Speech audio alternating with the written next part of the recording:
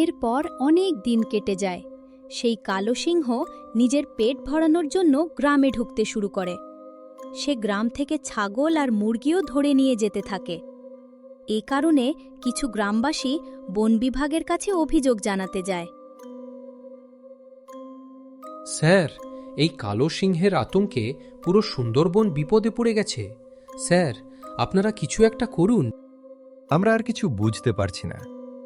ওই কালো সিংহকে ধরার বা হারানোর কোনো উপায় নেই। অফিসার বাবু, যদি এভাবে চলতে থাকে তাহলে একদিন পুরো সুন্দরবনই শেষ হয়ে যাবে।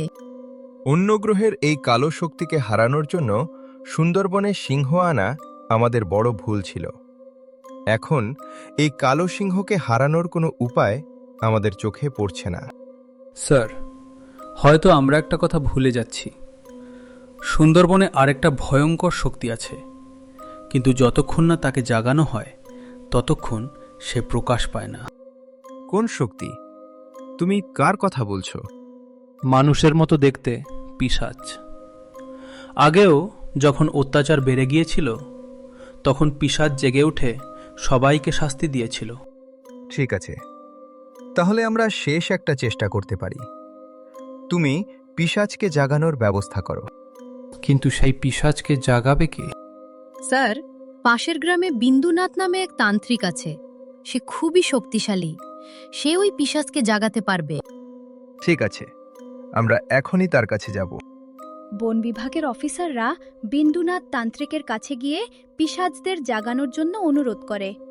সব কথা শোনার পর ঠিক আছে, তাই হবে। তোমরা এখন ফিরে যাও।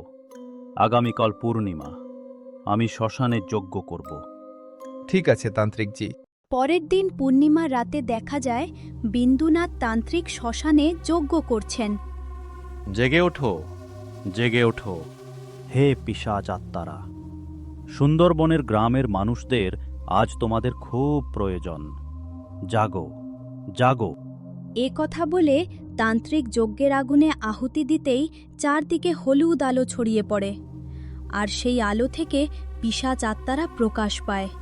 জঙ্গলের গভীরে অন্য গ্রহের এক কালো শক্তি সিংহের শরীরে ঢুকে সুন্দরবনের প্রাণীদের উপর অত্যাচার করছে। যা, সেই কালো সিংহকে শেষ করে দে। তান্ত্রিক আবার আগুনে আহুতি দেয়। তারপর পিশাচ ভূতদের দল গর্জন করতে করতে সেই কালো সিংহের এলাকায় পৌঁছে যায়।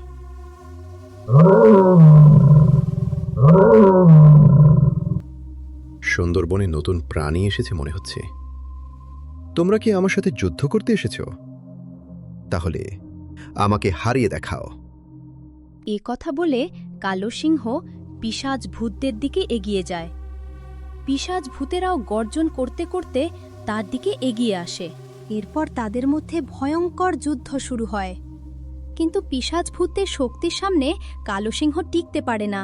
সে মাটিতে পড়ে যায়। ঠিক তখনই সিংহের শরীর থেকে সাদা ধোঁয়া বের হয়ে আসে। পিশাচরা কালো সিংহকে হারিয়ে দিয়েছে।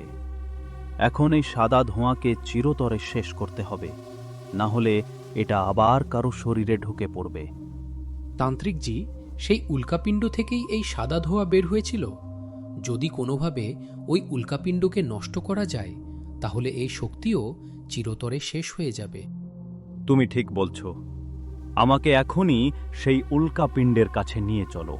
ওদিকে দেখা যায় সেই সাদা ধোঁয়া ধীরে ধীরে পিশাচ ভূতদের শরীরে ঢোকার জন্য এগিয়ে আসছে। তারপর তারা উল্কাপিণ্ডের কাছে পৌঁছে যায়। এই যে, এখান থেকেই সেই সাদা ধোঁয়া বের হয়েছিল।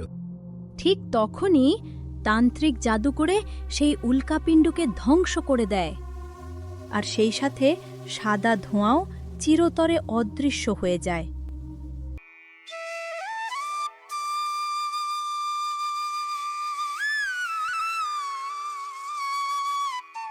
সুন্দরবনের জঙ্গল আবার আগের মতো শান্ত হয়ে ওঠে। পশু পাখি, বাঘ সবাই নিজেদের জায়গায় ফিরে আসে। হ্যালো বন্ধুরা, পার্ট 2 এবং পরবর্তী ভিডিও দেখতে হলে এখনই চ্যানেলটি সাবস্ক্রাইব করুন। ভিডিওটা কীরকম লেগেছে অবশ্যই কমেন্টে বলবেন। অনেক অনেক ধন্যবাদ ভিডিওটি দেখার জন্য।